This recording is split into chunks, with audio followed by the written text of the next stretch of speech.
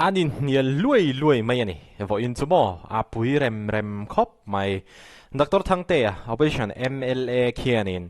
Home Department attention aron draw ngeron kola je bera chuanin Home Department kha ava address anga Home Department lampang khanin an lo chang tur ti ni takani kha puthangte hianin minute som ni panga don ve lai mai chu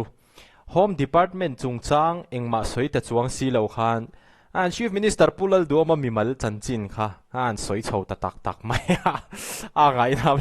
puke sab da kapon ka Home Department chan miro kan attention aron kola ti khan Home Department chungchang engma soi si lo te kha ti chho ta khatiang vel kha ani thilom zia chumo hi azep lo chuanin puthang te tu soi kha ka react phota chuanin ka react tlang vekang ka tia amaro chu ngoi de puthang te thu soi hi Home Department lampang engma concern om le chuang si lawa mi mal in be na ringot ani hi a kati awangin minute som ni panga don level ka react to chu ka ti top ve ka abul tangin ta tang hianin a thu soi to patang ka ron react thale zok chawani o le pui don khop mai le nia hei calling attention hi member te kan mang ta zewa Trangkai takam han chuan thatak mai ani a tin kan member 10 kan ngai mo te hi kan ni siat thiam puya kan in kan da poi mo renga maro chu calling attention hi kan ROP kan enta ula kan ROP a khana se chu brief statement ani maya atuma kha member te kan siat chuan atoka maro chuข้ากันง่ายท่าตูที่ทุกส่วนมา reference เต้คุยไล่มาหันเขว่าหันเตี้ยอย่างเงี้ยมา bias เดี๋ยวตะก้าตัวมาที่หุ่นตูเต้มามีมาละมาparty เนี่ยมาก็มีวัคซีนนะเดี๋ยวเด็กข้า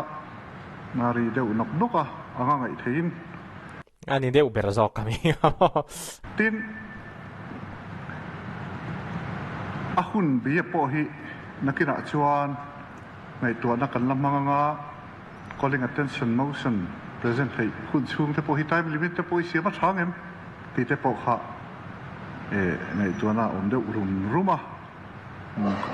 ที่เทกันเซฟังเราชวน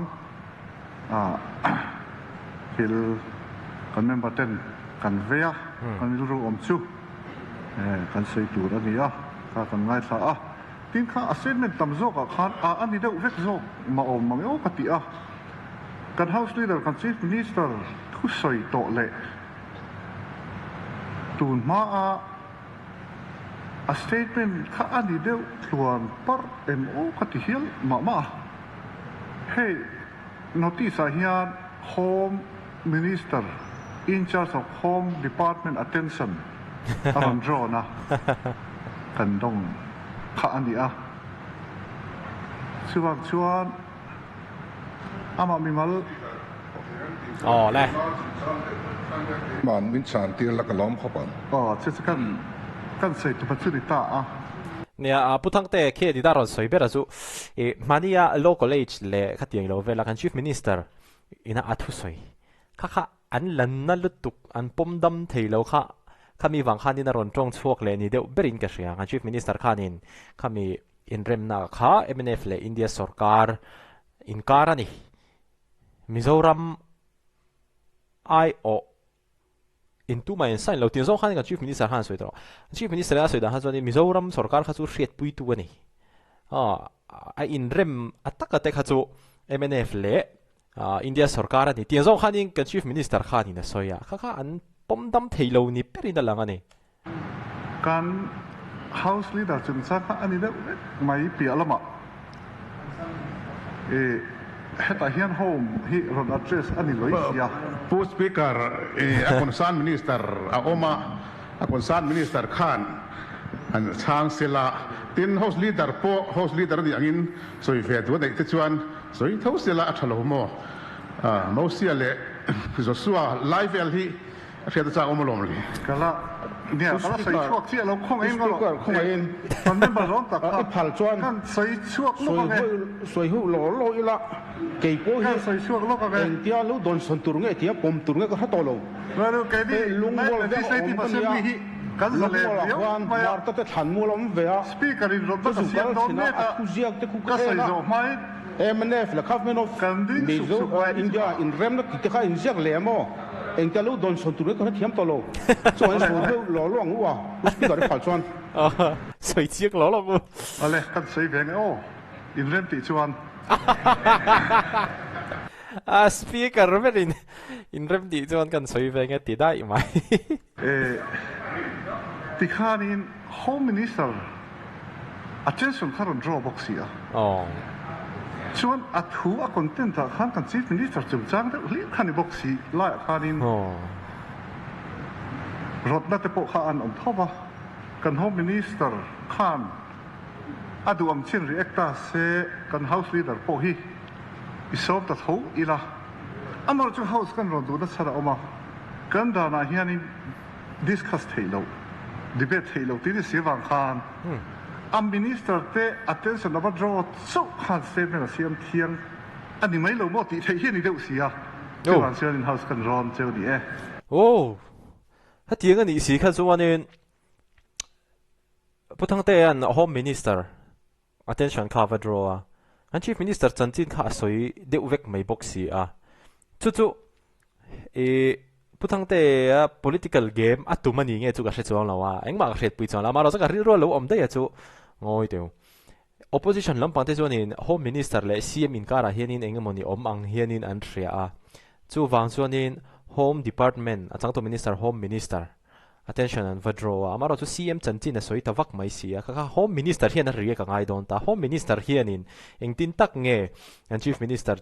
chanchin ani boxi engtin nge lo chan don engtin nge lo chan don tingvel te po kha an rechak aniem ti te kha karil ro khan ron om ta vel ani chu tu na speaker in haron soi tak khan mo khai politics game hi aril an hetianga an local du tak tak ani zanin aril khop mai kan man phatong tong ani game ani pamo amaro chu hetiang kha an thil tumani lem lo hetianga thil ron om chho ta zo ani kha chonin soi thei kha chu kan nei chuang lo ta amaro chu interesting khop maya le ani se kan home minister in aduang chatian te sei zo kan house leader kan som le mai doni an speaker pon thutlu na siam thakop mai chan chu home minister chi som ta se putang te na statement na siam kha an chief minister chanchin feka di boxia mo le home minister zom tak lo somang ku speaker lo me can calling attention motion member zom takinarun putlo kha ni atira tang khan ngun takin kan lo ngai tha home department min ron ko una tu re mo kan ti no te po kan lo siam kan lo chin chia dona amaro chu home department nam reng kha aron mention ta box si lova ami malin house leader chung chang khan aron zove tamaya a conclusion thleng khan chu wangin home department atang chuan kan calling attention motion khan abuk thelin kan ria chawangen chan tur om lovin kan ria ami mal taka an ko zok an call zok kha kan house leader hian dia chawangen house leader in tula tia rem iti chuan pu speaker chang sela omzia berzok in kan ria kolome avahan chang thiam pusa pachna dai maya cái ni home department atang chon ni neng ma soi tur kan nei lo ve ami malaron call zok aron ko zok kan chief minister house leader hian in try ti le rem iti angin ron soi se ti dai mai na ole thamai tru le kan house leader zom tak somang speaker amasain eveilama kan member zom tak te sunga hian lom thu ke soi duwa soi kan chak em kan in sum deuh si soi na rem chang min ron pe lo mai thina when a po hian calling anunga minister ha lo kitap me pui don puni te pute cho ni thei pe ro ding le ten lo kitap me ni mo attention kan pulo tu nak tolal tang dian chunga hian ลอมถูกเสียเฮ้ house เนี่ยอยากทุดิกสวยชวนเริ่มจางมินเปกับวางเฮียนกับล้มเลนี่มาเราจะตุนไม่คานให้เฮียอมติกันหันเชเวจบจิละกันโปรแกรมกันลิสต์บิสเนสเตะอัตลลวะสุดที่จงชวนไอ้เองล่าอย่าพอฮีเองที่หัวหน้าพอกันมุหิลายมิงไก่ทูเสละกันช้างถี่เร่งตีก็สวยดัวทีมโจนั่นนี่เราวิ่งรถนางอินไอ้การสวยฟกดอนนี่ชวนMNA ปาร์ตี้จังเฮียนอันดูเบรอนสังชวกเสละดีเบตเกี่ยมาเนี่ยในตุรินMizoram mi pui hian thu dik khrero se chu chu ka duani pui don come on zonet LPS atu emoni ber khan do something more pui don he debate he kan rot nga la nge oho come on tin siam in rot na siam MNF lampang hian in rot na hi than ti don nge don lo chuanin MNF party IO atia khita khianin minister te MLA kher nge amidang te po an thei tho kan mi ba zon tak thu soya khan kan riak ma sak ka du chu FCA chung chang kha Conservation of Forest Act hi ka ria swalo chuan 1980 ani remna kan nei hi 1986 ani remna kan nei ma Central Act Mizoram lo to sa 371 ji hian a huap lo ti hi voina hian kan soi non du ani Mizoram State Bill speaker kan house leader za takina apo kan soi tir boka ron soi speaker soi na huni hong don ni speaker member dan soi fiat kha nia CM ina soi lai kha ron ding le the pakhat la khi mo Hello, sila ka tuso. 1980 min se thiam ro khong in discussion of speaker soi hong lai hong don ni chuan kan soi hong ma yang debate ka hong don lo article ni soi hong lai hong don chuan soi yang ma ROP na min phu angin calling attention ka admita calling attention petuin da pangai kalphung pialam pangina du to kina sei to ai ti mai la zep lo chuan puthang te na kwa toron siam sang sang kha kan speaker po henin ka rem ti lo ati chung chung po hanin puthang te han ron soi lui ti maya aron soi lui kha ke ma za mi ma zo ka dem zo la ma ro zo ka ri ro lom chu experience nga to le mai i rem ti nai na ti khet na soi zel mai ka lo te mo te ha ka ri ro zo na ron om de ni ama ro zo ka ron soi ve shim speaker ina kha ti nga ron soi ta ga jan chimi duwa house leader in sero seti robna oma a soi do na wangin house leader kha house rem kan ti asong kan so ni maya pu Roberta zok khan in ti khana ron rota house leader te pokhen soi ve se te house leader in a soi don chi aron ti buai le de chu wang chu member tel su sam sa mi la kan du ni chuan kha ama nge khana soya hun daga kan dibe don nia ati to a forum daga kan sei le don nia tu chu ba sa lo in ti buai lo speaker ka lo ha from sila trange tin kan in rem ma khan Central Act Mizoram State kan ni ma lo to te chu 371 ji hian a huap lo wang ti ania wang khan pulal dengan eng act nge Mizoram apply to ti kan resi lo wa tia min tira Home Minister nena Central Act Mizoram apply ho zong list ka wala chuak ni chuta chuan Conservation of Forest Act hei hitel ti chuan ngun takin an ngai tua no khong ai la speaker soi hong na hun hong lo lo mai te pu pha mo ro dang khan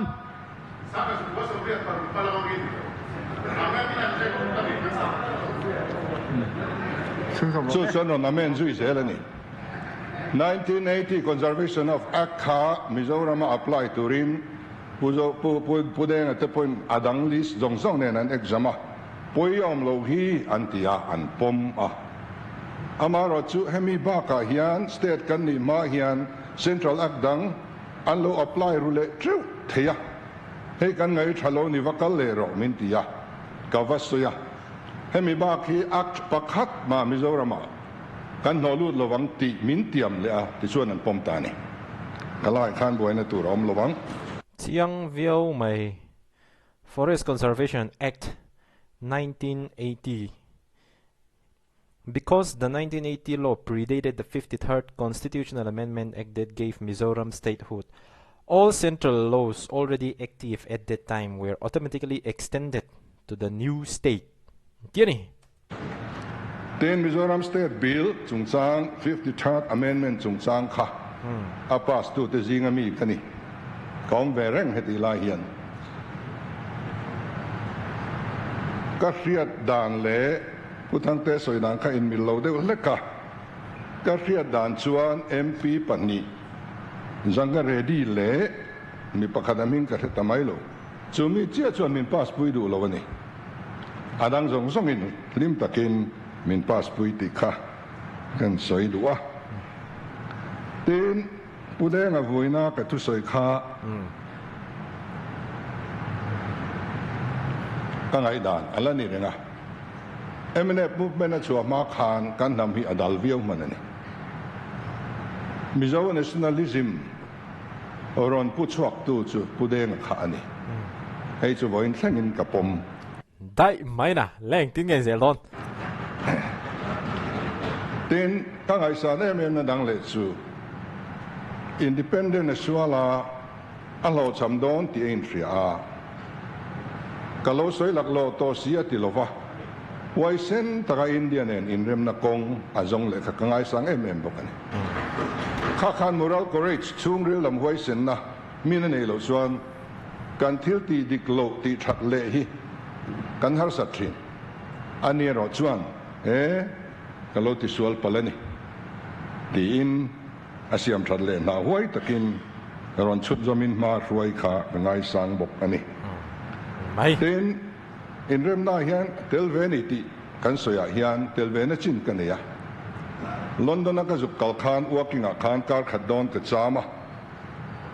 pudeng ate chen na khan ta chuan India ne na an in biak le na tur point kha ama an point lo nei ta sa nen khan ien du na ngatia ka in tharung khopani kai chu ama ro chu then khat khai chu pai mai la hi chu telila ti khan an thliara ka ngai dan te Mizo ta ka theyang ang ka fin chu ave a point som pasari kan siamani chu point som pasari chu kalau hona prime minister ne na ka thelu ta ama ruai chole tumin ma anlang zuya chu ti live vela Delhi alak so ani don live vela po document engamo zat ama ka soi thui lovila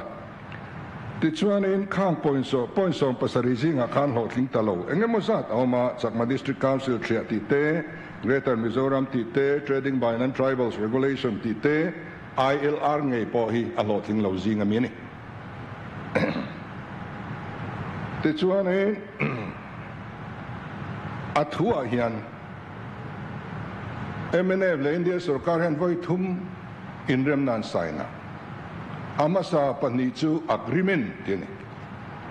anunung ber chu settlement tiani ti chuan agreement ti ten kan lama accord ti ten kan lama settlement ti ten kan lama in rem na soina mai ni a bokbon le man ta ti ang vela ngai la khalai khachu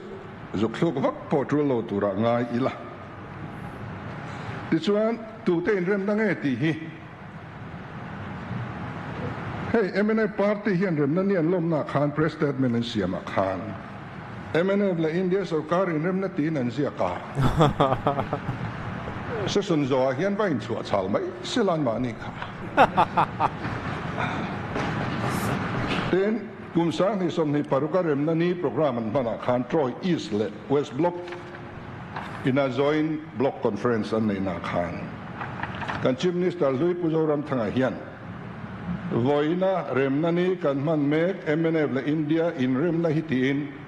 paragraph tina khan MNF le India in rem na ti in asoi ni atak kha an chief minister khan in ron soi ve ni amaro chu MNF lampang chuanin Mizoram mipui ai o tiangzong khanin hei Mizoram puma kha khami kha ron soilu kha antum ve deuh ni in alang boka buai thla khop mai enga po chu ni se ani soi ho si lo ka soi huwa tlat dan hi ka he thiam lo ni hi chu tin pulal de nga fanu nge doctor rin zual khan MNF le India in rem na liaw ani thule midang tel velo thu kha video soya kan bu ve ka rin zual te soi ang ka soi khanin an hotlat maya calling attention ten ti ta woi mai lai speaker khalai kha chu calling attention for home minister home department ania CM Mimalin beiti kan se dik lo tlang ani karing zat kai karon raise the san ber chu ei chiang kuang de win ai ji ka India sarkar assign na khan an omani Suan Ateksa original karon pe ka sakhan speaker government of Mizoram ayo an oma MNF ayo an oma mi pani chau tia soi soi chi ka chu chi ngai house proposal kan ran ta aron soi do ne let's go pulal khama soi kha aron soi wangin pulal khama neng tin nge asoi ngu thai vek ani le khabu oma video oma arang in del hi aron sugro min ti ya ka chukla engem min ko chan ka tia he kan in rem don ta he in rem na hian isign ve ngai min tia enge ka sign ve na tu in rem na tur thu hian koma pakhat po kan ve si lova kan tel ve si lova kan chief minister po tel box si lova chief minister ko thaula chief minister in rem ati lo chuan engma ka ti theilo ka ti atian i kha Until velozia koma pakhada pontel lozia kha pulal khama khan soi chiang khop mai midang re until ve andu lo ti te po soi khamole chu wangin enga tinge India le MNF in rem na ani hi kan chuan zalen na sual ai ma kan chuan ni si kha enga tinge ni kan pom lo le ti tuai assign tu te ngai poin pulal de nga hian voi thum ma saina agreement hi On behalf of MNF party lirin assign masak berchuro official nen ador lechu SL Kurana home secretary nen ador lechu ML Kampana zok mo apathum na khachu nung berchu kha copy kan nei vek khani ta home secretary nen bok ania amaro chu pulal khama soidanin he in remna hian state ten lo ni don ta sarkar hian ti tur in nei ve dona chu wang chuan isign ve ngai ni min ti kan sign ve ani atiani ain rem lo te in rem na ni kei point ka sign lo ko khan point an sign lo NGO point an sign lo in rem te uti apalai na thop tu ta kan ni ain rem aten an sign ani chu wang chuan pu deng hian trum thum ma sign na hian MNA party ayo lirin sign ani adi che chuan rem na kan sign ma khan rop na ka siam ani mi pui hian nakin nuwa an laron soyenga heti khoparem na du tu te hi tu na tak hi chuan a district council a po khan le phane tur ni se Mizoram hianin mi pui hianin reman du hial mai thei chu wangin ampinga Zoram mi pui ayo MP kani lai hian mi pui kan ko khomanga he kanin rem na tur atlang pui hi kan soyenga sign to mai ro sein ti nge ala tok lo bezel ro sein ti mi pui ka han ron sakang che ti chuan mi pui chuan sign to ro an ti nge in karinga imo phurna chau ni lovin Zoram mi pui rem ti na ani telanga itana thang ka tia mi pui ro na trul lo atiani kan tel lo mi pui ka wow kimi information ka voi khat riat na wow ngen sign to kan thena ren lo ten adon le chuanin ILP chung chang kha ILP hi 371 kan khoi takin ka kan house leader khan asoi chiang ang rang zona pakatan zolong du jama ngen sang ta se London khan Indra kan di khan nge tira Mizoram Chief Minister in Kakahai Pulau Tanho Lava Makemani kan tirania pa. Speaker, zona huna ni Tommy. Kan member zone Zona ang sang lo de se a. kan member zone ta speaker zone le sana hu tu top to Speaker, iveila mi te son. Kan Chief Minister rian ngai sang ma. Han zon zel te se puya mon le. Lung le ya min candidate ka campaign line pulal de nga te palo chuak ani tu te pandinge ni kha zup kal kha MC party atang khan pulal nu na le zau te ta chuan pude nga khan in than thu cha khan Congress ka vai Poland nian puan thuan en vai rama horror seron titani kan ban ma pungu na te pol alo ti forever di klian na yan lỡ nang rồi ma horror seron titani hey hey kan ban ma kan in biak thapa rem na le muan na om theina tura Congress ka zom min welcome mem tu si khan ti khan ron ti thut maya Congress tan chon thin ngai na om talovani ti swan lo howat ro min tia min ko phei ai zola puwai venga hovina dole na tur fi na Congress bawanan lo tiang ul to ni anin bei ve trep ta khan ta chuan eng po ni seng delia zu kalla ati dan zu zong ro min tir ni Congress party khati lai khan Congress khazar khot iunina ka joina ni na eng ma min pelo ma sen ro re la piang in min som sia ti chuan ai zola tanga delhi ka kal na tur le ka ho na tur man chia min tum sak ka thleng thla Prime Minister kamua kami in charge sa ti chu kesi pantra Defense Minister khani kan soi duna London kal turin min tia puden ka zuk bema sa a eng kim min buai pu ka sen so zong po central sarkar in tumvek chu thilom zia ani han chiang kau ole ti chuan he ILR kan ti hi 371Z awanga lo om thar khut ani lo kumzale somngale pathum kal liamta MNA party po ala omma kan nei dai toni enate he kan tornal view thu dik kan soi ni mai lo Bengal Eastern Frontier Regulation 1873 ya khan om dai to District Council kan nilai point kan manga Tisuan India Independent po Adaptation of Laws Act bangin adapt ani a kan state alone kan adapt chole zela wen thleng kan lamanga 371Z ani awanga he thili lo om thar ani reng lo kan nei to sa dai khan chu wangin ron hon thar ang thup le khatianga soi kha thalowa tin ka soi chan fo chu he inner line regulation ILP kan ti hi Mizoram sarkar rem ti na lo chuan chia the ni lawang ti hi MNA party try to lok tele an chief minister thingan mi pui man soi chin dan ani adik si lo lai hi mi pui an try koi lai hi ka du lowa consent ani lo consult ani ti hi ka soi fia mai chin ani rem ti na ni lovin ron ma sakan yang ti ani a chu chiang ila tu na tang hi chuanin consent ti hi chuan soi ringam talowin ka hria kan soi dan ein rol pha chota lom om via wa ngai ila tin enge heta hianin la om kan ti chuan 370 kan hriani article 370 Kashmir kha India state anon lu khan India independent khan India la lu lo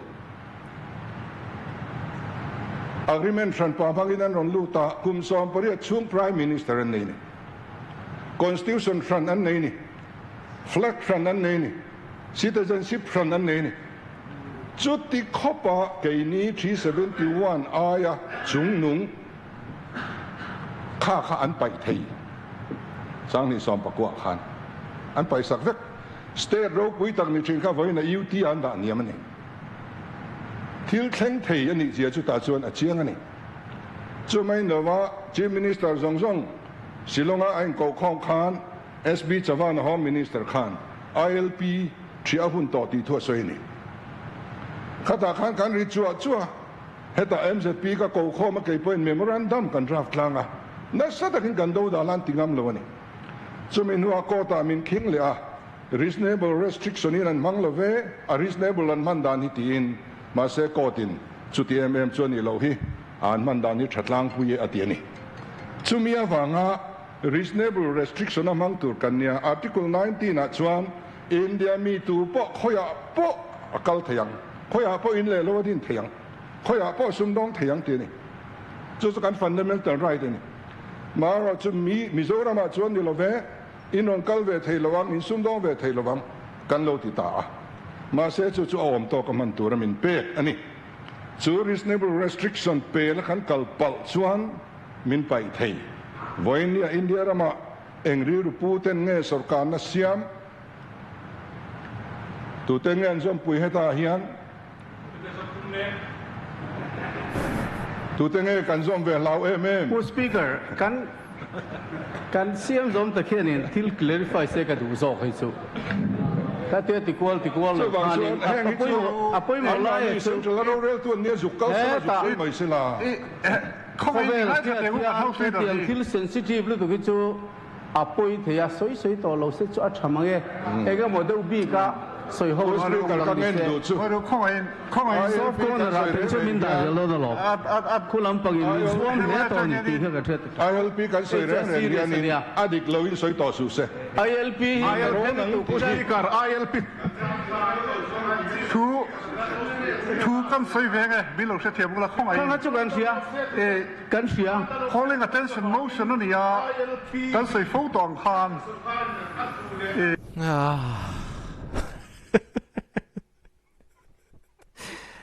hey debate hun anh là wa discussion hun anh là wa ti po ka soi chin Mr. Speaker ti chuan ko in lo wa hian a pet kwal kan nei mo ani chuan na kila a chu na khai chang me ngu debate in yang u ti khania Mr. Speaker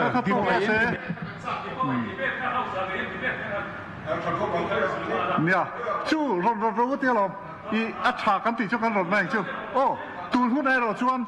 calling attention ani a calling attention ani ang hian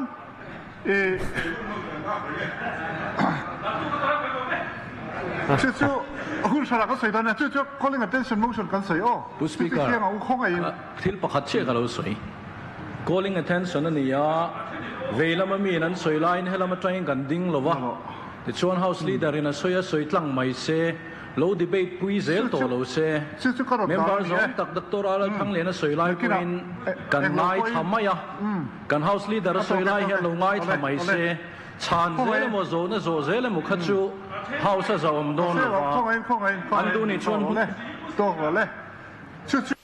putete pon a ne tong ang ani a ne om khop mai khi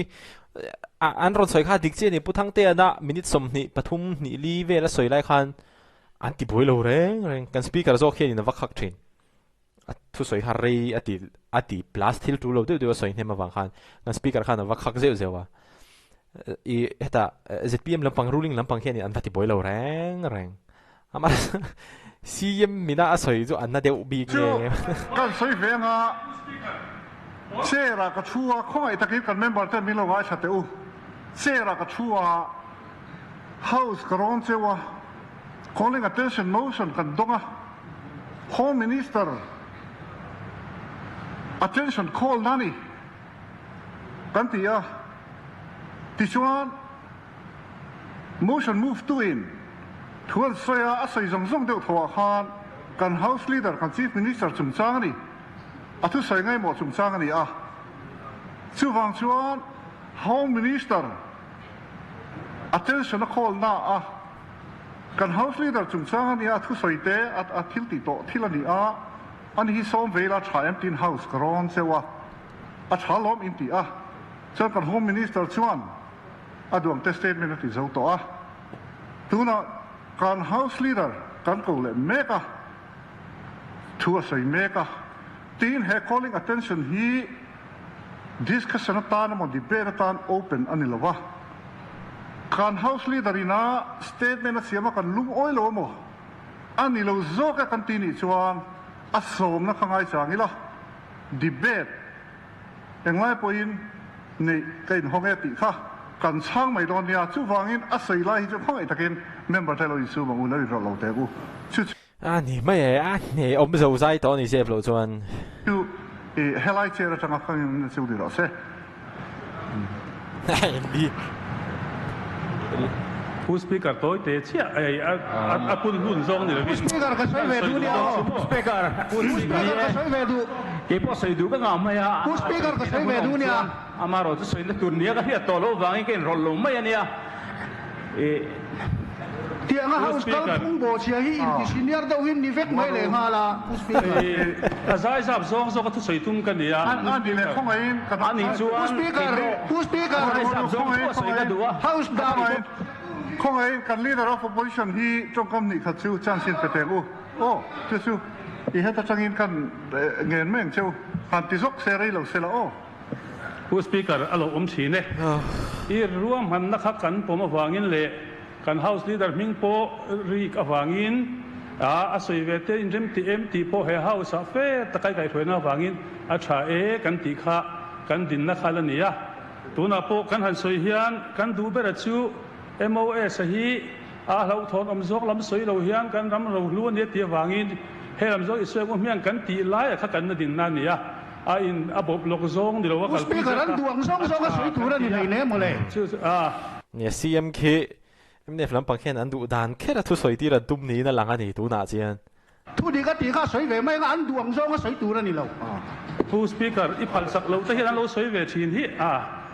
บ่อยทักทีนะชุดบันสัมผู้สปีกเกอร์ calling attention ด่านกลินอีเวลามันมีแต่นรดิ้งเช็คบุกันอีกข้าของไอ้เลยสุดละอีกันก็ติดต่อตัวว่าส่งมาเดี๋ยวอีกตัวนึงโจกระตุ้มเสียมีนติดไว้แล้วผู้สปีกเกอร์อีโรเรียนนะอารมณ์กันตีเหตุที่กันเซตัวละกันรำรู้ลู่ฮีต้นดิ้งลำเนี่ยเวลาเทียนดีเบตอินโซกันติดโปข้าจูกันติหุ่นกันติดไทยกันติรัวลินคอยมุนาพวกกันรำรู้ลู่ฮีหุ่นน่ะแค่สองตัวละติปาราเราจงกันสวยฉายติเตะค่ะชากติเอาเลยชิวๆผู้สปีกเกอร์ตุ้งจีน่ะอีเวลามันมีแต่เฮาส์กัลพุ่งที่สาตัวเช็คตีกันเงี้ยเนี่ยเอาเลยกัน House Leader ชุนสมเอาเลยเนี่ยผู้สปีกเกอร์มิโซรัมเฮียนไว้ซุ่มดองดันนดาน trading by non-tribal regulation ขักันนี่ทีนะให้พอย Supreme Court reasonable ลินอันมังเลเวตีนมินไปสักได้ตอนนี้ผู้จอดชูงข้างกุมสอมตาน extend จุมินว่าจวนกันจานเห็นตานี่จู่วางอินตับชักโซลาเฮียนอินโฟสวักลวังงำโลจิลาติยันจลาติยันจิลีน้ำไม่ลงไอ้อาดหวยลวังฟิล์มคุรังกันเตียนี่ล้อมนี่โซรัมฟรายตูนูเล่ป้าตะกันนี่จวนฟิล์มคุรจูลน้ำหุ่นฟิล์มคุรตูริงกันเตียงน้าปังโปทลานเดียมไม่เทนะขามก็ว่าอมนี่จวนฟิล์มคุรตูริงกันสิลดอนล้อมนี่จู่วางจวนแห่ง ILP กันตีส่งเตะแห่งฮีไปเทอันนี้อันไปดอนจวนมิโซรัมสุการันโรนังตีเจ้าอันนี้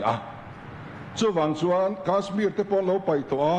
มิโซรัมเงยปอไว้ซุ่มดองนันนานเตมิโลไปสักตัวอินมังอุจวกลุตุกมินเตียววางินจู่วางแห่งฮี reasonable ตะกันมันง่ายกันติไม่อันนี้Central สุการเฮียนไปอาตุมมันอีจวนไปกันพาโลเซียลันทีตูร์เฮียน ZPM Party เลย ZPM สุการเฮียนมากันช่วยเลี้ยงเป็นขัดข้อกันนุ่งตลวังกันรำตานเฮียนเงี้กันโลจานน้ำต่อเงี้กันโลเป็กต่อกันทลานเชงไงลงอามาเราจู่เดวินเซลงกันเตี้ยนี่ตัวนางไงพอให้ไว้ดันนดานเตพอ Prime Minister กัชิลา Home Minister กัชิลา permit ในเราเลย overstay อันตามลุตุกกันติดช่วงโดนอันนี้กันที่reasonable ตะกินมังโลมินตีก็เราวางอิน Prime Minister เลย Home Minister กัชิลโลกันนี่ Central ว่ายังไม่ตัวเนี่ยนะบอกสุดานตัวพวกกันซุยนี่ตัวไม่อาเฮียนไอ้โจ้เขาปุยช่วง local council กัลคอมน่ะควรเรียนมินโซมานิเวงเช่าน่ะทับตัวนี้กัชิลเลโดนนี่ให้กันเวนี่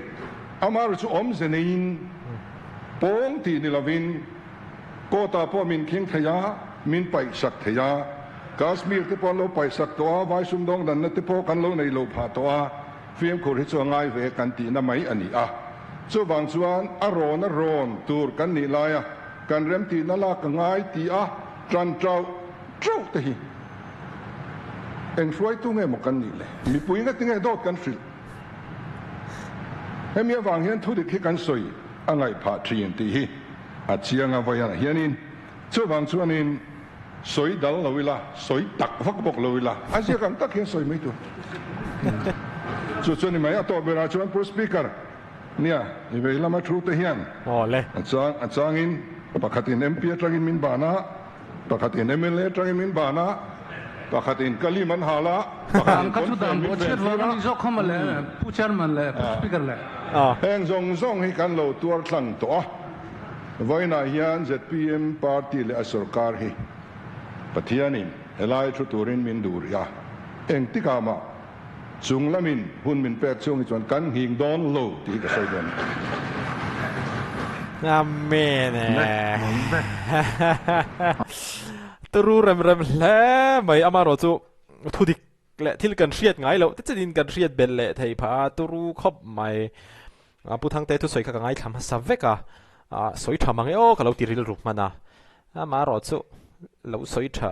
te chiam lo ni don kha siam wa din ran da nin he khop mai ne o live video la kan mu la theu do ne